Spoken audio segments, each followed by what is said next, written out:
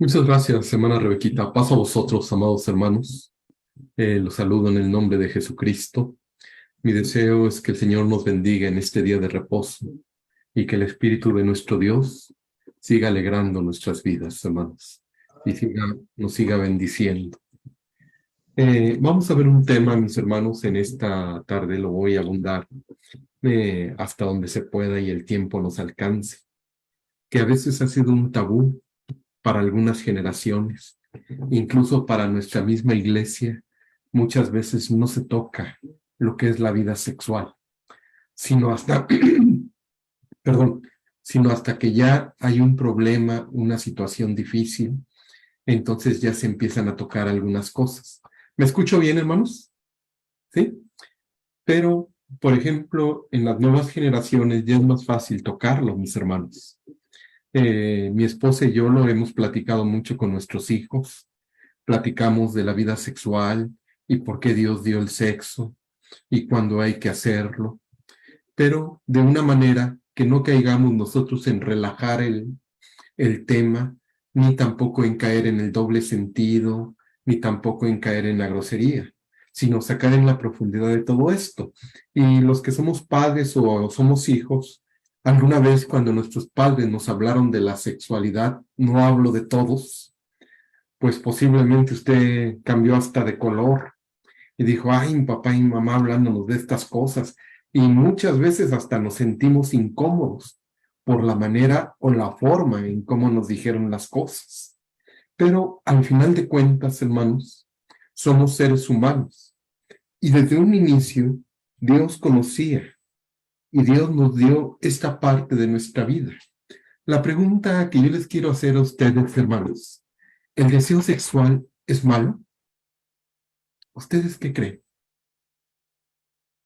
A mi parecer, hermanos, Dios lo ha dado al ser humano para que el ser humano se goce. Y no es malo, sino es una bendición de Dios al ser humano. Pero nosotros debemos aprender cuándo hacerlo, en qué lugar y en qué momento y bajo qué normas hacerlo. Miren lo que dice, por favor, ustedes vean lo que es Génesis capítulo 2, versículo 23. Desde ahí, hermanos, vamos a notar algo. Dice así la palabra de nuestro Dios. Dijo entonces Adán, esto es ahora hueso de mis huesos y carne de mi carne. Esta será llamada varona porque del varón fue tomada. Ha de haber sido impresionante cuando Adán vio a Eva, mis hermanos. Cuando Dios la formó a través de la costilla, los que creemos todo esto por fe, y la manera en cómo lo hizo Dios, de veras que Adán dijo, esto es ahora hueso de mis huesos y carne de mi carne. Y el verso 24 dice, por tanto dejará el hombre a su padre y a su madre, y se unirá a su mujer, y serán una sola carne. La vida sexual, cuando se une una pareja, hermanos, de hombre y mujer, en el matrimonio, pasan a ser una sola carne. Y nosotros tenemos unas normas de cuándo lo debemos y cuándo esto se debe de ser. Por ejemplo, miren, en Levítico capítulo 18, que no quiero que vean en este momento, hermanos, lo tengo en una versión que es la traducción del lenguaje actual, dice, yo soy el Dios de Israel. Ustedes los israelitas vivieron antes en Egipto y ahora los llevo a Canaán. No deberán comportarse ni como los egipcios ni como los cananeos. Cumplan todos mis mandamientos y así vivirán. Yo soy el Dios de Israel. Y entonces a partir del verso 6, Dios le dice al pueblo, entre ustedes, en una versión la cual vuelvo a comentar, lo estoy leyendo, entre ustedes nadie debe tener relaciones sexuales con una mujer de su propia familia, y mucho menos con su propia madre, pues sería una terrible falta de respeto a su propio padre. Yo soy el Dios de Israel. Dice el verso 8, nadie debe tener relaciones sexuales con la mujer de su padre, ni con su propia hermana, aun cuando solo sea una hermana por parte de padre o de madre, y aun cuando haya crecido con otra familia. Nadie debe tener relaciones sexuales con su nieta, ya sea por parte de su hijo o de su hija. Y leo por último, hermanos, lo que es el verso 11. Esto es muy amplio. Dice, nadie debe tener relaciones sexuales con la hija de una mujer que llegue a ser esposa de su padre. Sería como tener relaciones con su propia hermana. Y es una serie de normas que Dios ha dado también.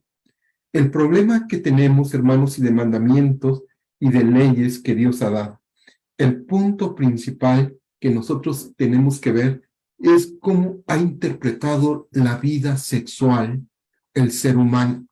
Y a través del tiempo ha pasado algo. Estaba yo leyendo una de las experiencias que tuvo Martín Lutero.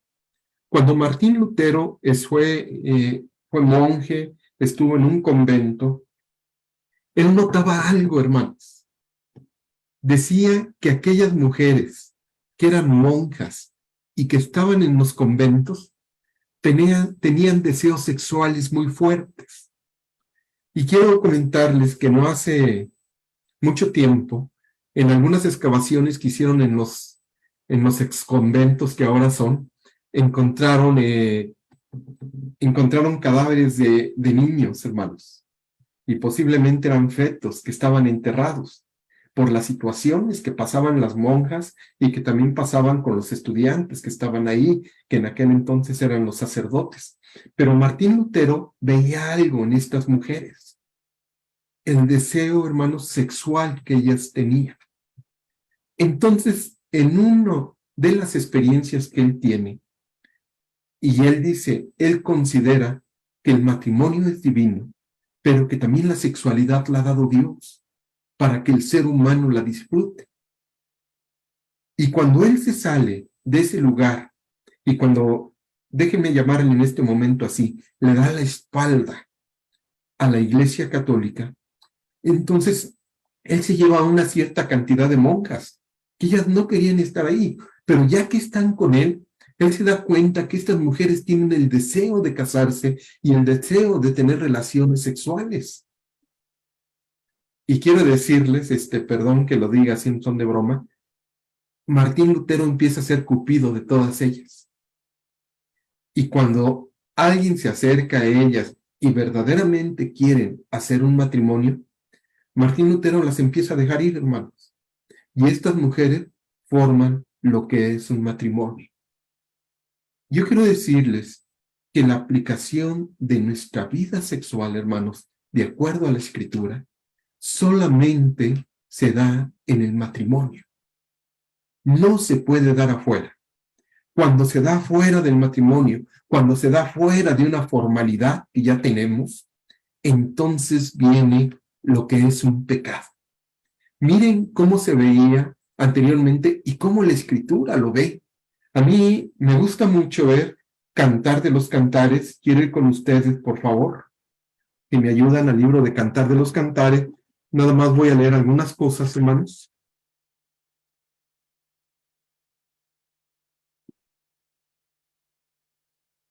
Y vean ustedes cómo el escritor de Cantar de los Cantares escribe. Algunos escritores dicen, estudiosos de la Biblia, que es un libro erótico, porque debemos entender que el erotismo también debe de existir dentro del matrimonio.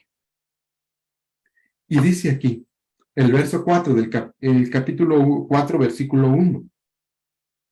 He aquí tú eres hermosa, amiga mía. He aquí que tú eres hermosa.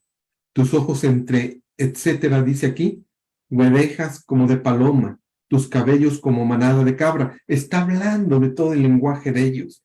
Después dice el capítulo 5, yo vine a mi huerto, oh hermana, esposa mía. He recogido mi mirra y mis aromas. He comido mi panal y mi miel, mi vino y mi leche he bebido. Y podemos nosotros seguir leyendo todo lo que dice aquí. Yo les aconsejo que un día lean, mis hermanos, lo que es Cantar de los Cantares, y es muy hermoso. La Escritura también, ahorita voy a tomar otra rama, hermanos. Por ejemplo, vamos a Efesios capítulo 5.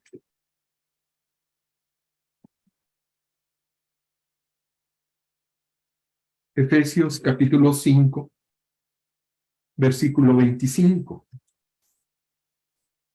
Y dice así la palabra de Dios: maridos, amad a vuestras mujeres, así como Cristo amó a la iglesia y se entregó a sí mismo por ella.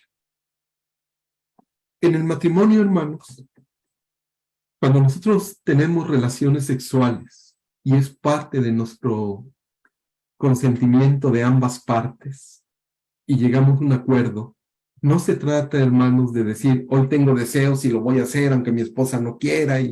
No, hermanos.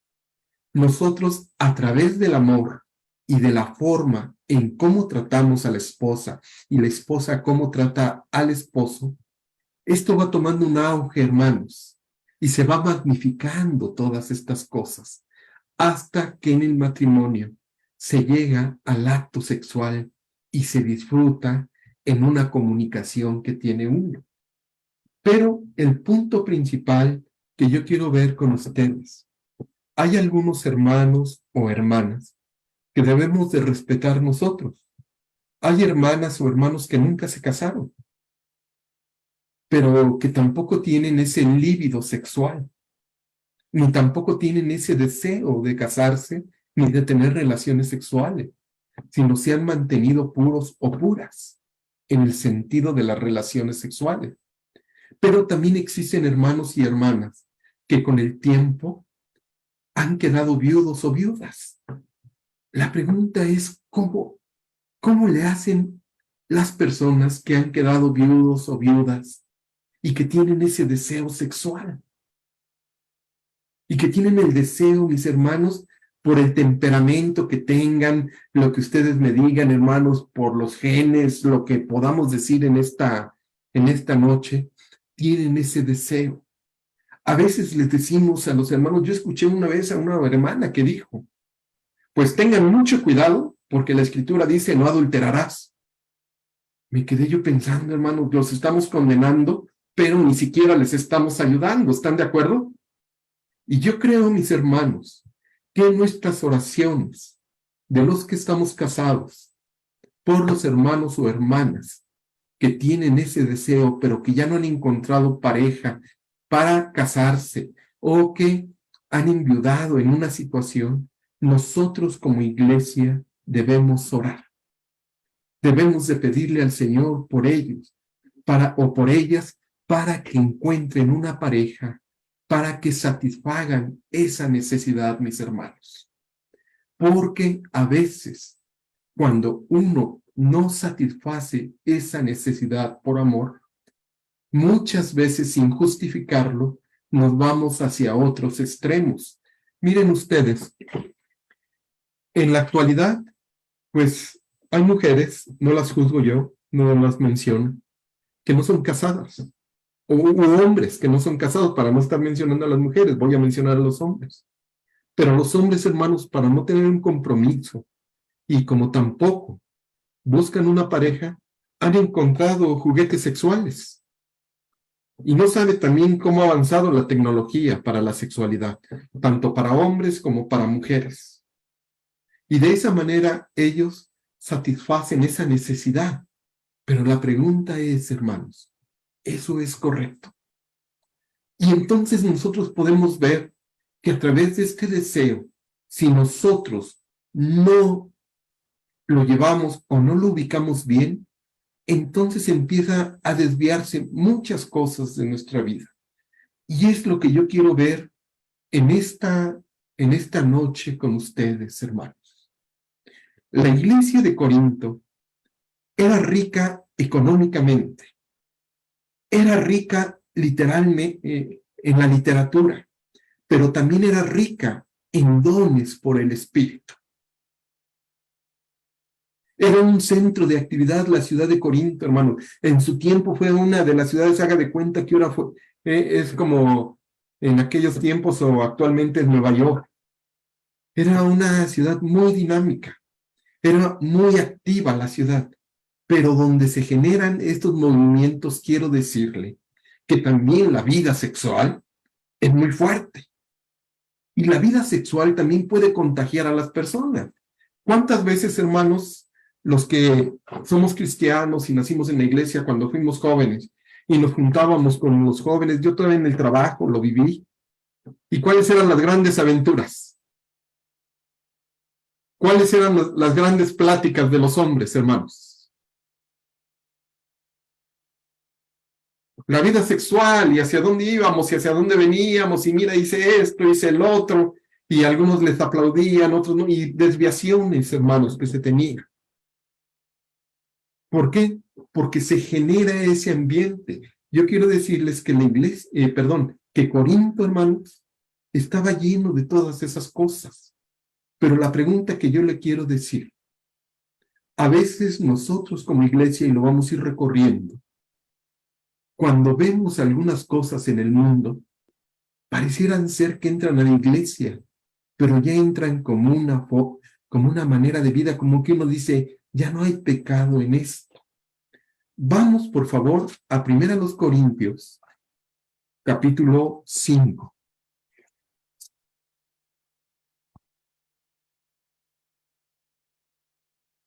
¿Lo tienen, hermanos? Lo voy a estar leyendo en las dos versiones. Por ejemplo, yo lo estaba viendo en la versión del lenguaje actual, dice, ya todo el mundo sabe que uno de ustedes está viviendo con su madrastra. Y en la versión que nosotros siempre hemos tenido, la 60 o la 1909, dice, de cierto se oye que hay entre ustedes fornicación, y tal fornicación, cual ni aún se nombra entre los gentiles. Muchas veces, hermanos, cuando alguien fornica o cuando alguien está adulterando, lo hace de una manera muy discreta. Otros son muy indiscretos y los conocen, pero, y se conocen.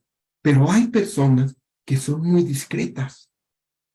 Y yo quiero decirle que lo peor que podemos hacer nosotros, hermanos, es actuar con un pecado en silencio, de manera discreta. Porque esto no solamente le va a afectar a usted, a su familia, a su esposa, a su esposo. ¿Sabe también a quién le afecta? A la iglesia, hermanos. A veces estamos orando, estamos pidiendo cosas. Hasta la misma persona que se encuentra en esta situación está viviendo situaciones difíciles de pecado. Y ella misma dice, o él mismo dice, ¿por qué no contesta Dios mis oraciones? Porque nos hace voltear a ver. Entonces en el versículo 1 dice así, Pablo, de cierto se oye que hay entre vosotros fornicación, y tal fornicación que ni aún se nombra entre los gentiles, tanto que alguno tiene la mujer que, ¿qué? De su padre.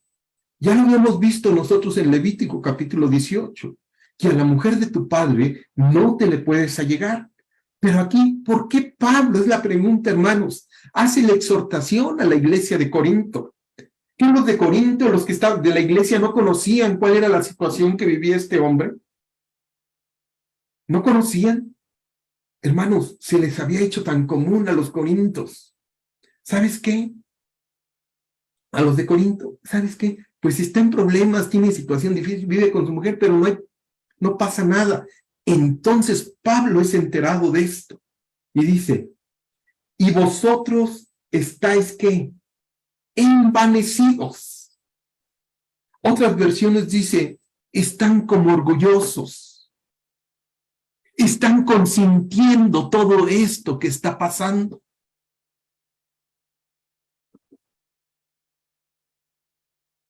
¿No debieran más bien haberlo lamentado para que fuese quitado en medio de ustedes el que cometió tal acción? Y entonces Pablo nos presenta dos escenarios. Dice, uno, ustedes como iglesia están consintiendo todo esto. Y número dos, ustedes como iglesia deberían de detener las cosas y sentirse ofendidos por lo que está sucediendo. Y el apóstol comenta, dice, y deberían de lamentar para que fuese quitado en medio de ustedes. Ahorita vamos a ver lo que es que fuese quitado delante de ustedes. Ciertamente, dice, yo como ausente en cuerpo, pero presente en espíritu, ya como presente he juzgado a tal, al que tal cosa ha hecho. A ver, hermanos, entonces yo quiero entender lo que el apóstol dice. Si encontramos a alguien que está adulterando, que está fornicando, primero el apóstol dice, no lo consientas. Pero la otra, quiero entender, hermanos, que lo tenemos que alejar de nosotros. ¿O qué tenemos que hacer?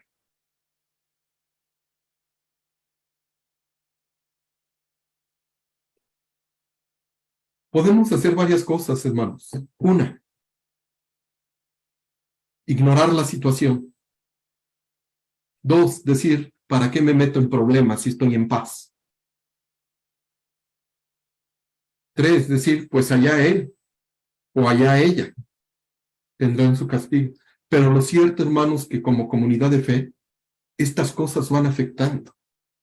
Y la exhortación que Pablo le está haciendo a la iglesia de Corinto es, ¿por qué consienten estas cosas? Alguna vez yo escuché, hermanos, y lo digo con todo respeto, dicen, Iván luego no dice las cosas porque tiene miedo que se vayan. No es miedo a que se vayan, hermanos. No es miedo que yo diga que se vayan y nos quedemos. No, hermanos.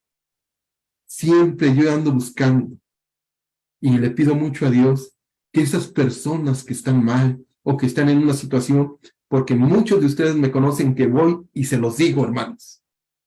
Pero siempre se los voy a decir cara a cara, nunca en público. Y les digo, no me gustan estas cosas. Pero yo no soy, hermanos, ni la persona adecuada, ni eso me ha enviado Dios a decirle a las personas, pues quítenlo de aquí. Sino esa persona está con nosotros. Porque un día, hermanos, Dios le va a hablar al corazón a esa persona. Y va a ser a través de uno de nosotros. Porque un día Dios, hermanos, lo va a hacer caer a los pies de Jesucristo. Y esa persona por eso asiste, porque un día Dios va a tener misericordia. Pero lo que Pablo dice y le está diciendo a la iglesia de Corinto, no aplaudas, no te sientas orgulloso, no veas esas cosas como normales ya en tu vida. Y nosotros, hermanos, cuando vemos una situación así, yo le quiero invitar en esta tarde y en esta noche a que nos acerquemos a esta persona. Número uno, ore mucho a Dios por esta persona. Número dos, hermanos, pídale a Dios sabiduría y que le dé de su Espíritu Santo. Número tres, pídale el momento exacto. Dígale al Señor, no quiero destruirla, no quiero destruirlo. Quiero ayudarle a que encuentre el reino tuyo.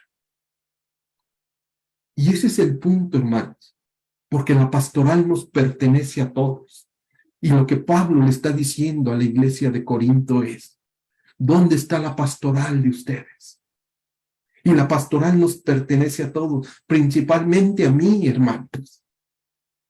Pero hoy en día, esa pastoral también nos pertenece. Muchos de ustedes hacen la pastoral de manera increíble en muchas áreas. Se han acercado conmigo y me dicen, es que el hermano tal, la hermana tal me ha dicho esto, y me parece que es bueno. Y esto es lo que está pasando aquí. Miren ustedes lo que dice, hermanos, el verso 4. En el nombre de nuestro Señor Jesucristo. Pablo es muy duro y dice, reúnanse ustedes y mi espíritu con el poder de nuestro Señor Jesucristo. El tal, es tanto el dolor de Pablo, hermanos, por esta persona. Es tanto el dolor de Pablo también por la iglesia, que dice, entréguenlo a Satanás. Este es un verso, mis hermanos, que podemos nosotros discutirlo. Es uno de los textos más difíciles de interpretación de la Escritura. Pero permítame darle mi interpretación en esta noche. El verso dice así, en el nombre de Jesucristo, verso 5, el tal sea entregado a Satanás para destrucción de la carne, a fin de que el espíritu sea salvo en el día del Señor Jesús. Está difícil el texto, porque tiene muchas desviaciones y nos podemos ir por muchos lados, hermano. Pero lo que yo quiero entender que Pablo dice, háganle saber a esta persona que está pecando, Háganle saber a esta persona que está en las garras de Satanás, que está en las manos de Satanás, pero que si él quiere, puede regresar al camino del Señor. Hay muchas interpretaciones de este texto, hermanos. Y Pablo le vuelve a decir, no es buena nuestra jactancia. ¿No sabéis que un poco de levadura leuda toda la masa? Y a veces, hermanos, ¿qué nos ha pasado en las iglesias? Bueno, vemos cosas comunes. Y como ya nadie alza la mano para decir, ¿sabes qué? En la forma y en el fondo, hermanos, de manera correcta de decir, esto no está bien, a veces pareciera ser que las cosas las vemos comunes. Y el pecado se empieza a hacer común en la iglesia. Pero es muy claro el apóstol y es muy clara la palabra de Dios. La paga del pecado, ¿qué es, hermanos? Es muerte. Y la persona que está pecando está en muerte. Y yo quiero invitarles a ustedes, hoy, hermanos, en esta noche, pedirle a Dios que nos use para que podamos ayudar al hermano o a la hermana que están caídos. Que podamos ayudar al hermano o a la hermana que han quedado solos y que tienen ese deseo sexual. Pero tampoco forcemos. ¿Qué pasa? A ver, hermanos, ayúdenme. ¿Qué pasa cuando vemos a alguien que no se ha casado? ¿Qué es la primera pregunta que le hacemos?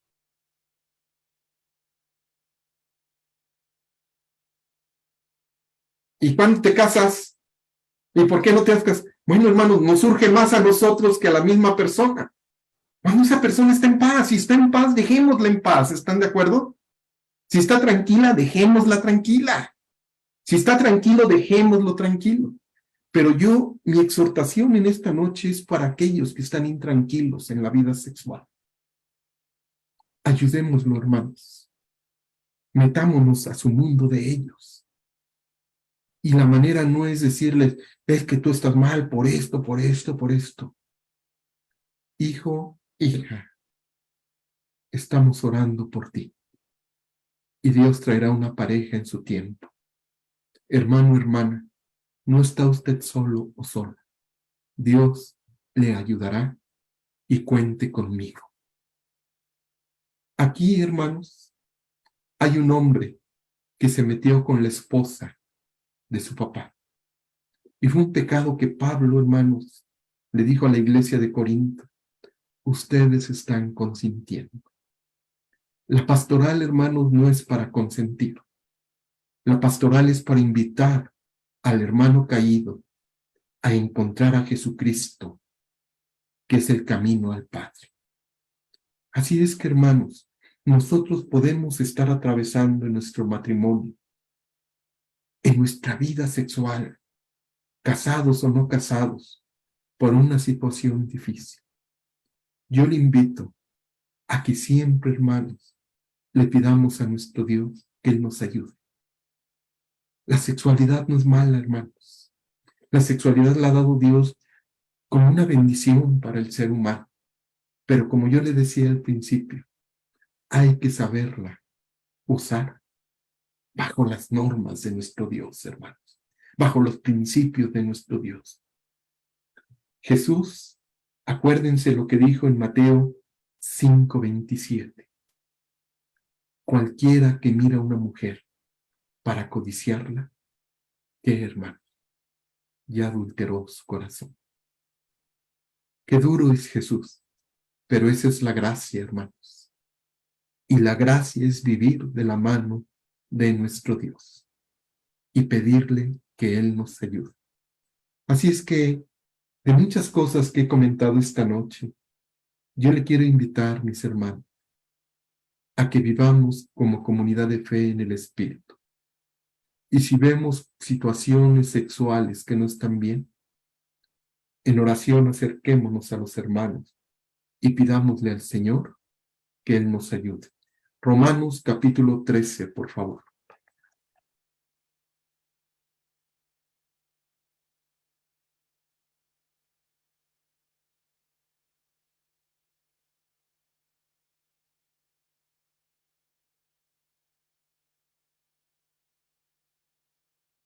A veces en nuestros tiempos, hermanos, a su servidor le ha preocupado algo.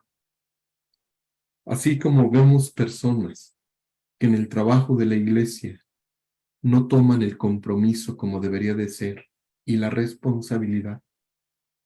Yo quiero decirle que también a la hora de casarse, ni toman responsabilidad por casarse. ¿Están de acuerdo? Como que dicen, bueno, ¿para qué nos casamos? Pero a veces cuando uno no hace un compromiso, hermanos, le es muy fácil romperlo. Y es muy fácil brincarse a otro. Y es muy fácil brincarse a otro, a otro, a otro, a otro, a otro. Debemos de tener cuidado y debemos de orar. Romanos 13:12 dice así, hermano. La noche está avanzada y se acerca el día. Desechemos pues las obras de las tinieblas y vistámonos con qué dice la palabra de Dios, hermano. Con la armadura de la luz. Andemos como de día, honestamente, no en glotonerías y borracheras, no en lujurias y lascivias, no en contiendas y envidia. Y el verso 14 nos lo deberíamos de saber de memoria todos, hermanos. Dice la palabra de Dios, sino vestíos del Señor Jesucristo, y no proveáis para los deseos de qué, de la carne. Yo le invito a usted a que todas las noches y a cada instante nos vistamos como Jesucristo, hermanos. Pero que no seamos envidiosos, no nada más pidamos por nosotros, sino pidamos que la iglesia se vista como Jesucristo, hermanos. Y que día a día dejemos este mal. Pero esa es la pastoral, confrontar a las personas y pedir por ellas, para que tengan una vida plena en Jesucristo. Que el Señor les bendiga a todos, hermanos. Gracias.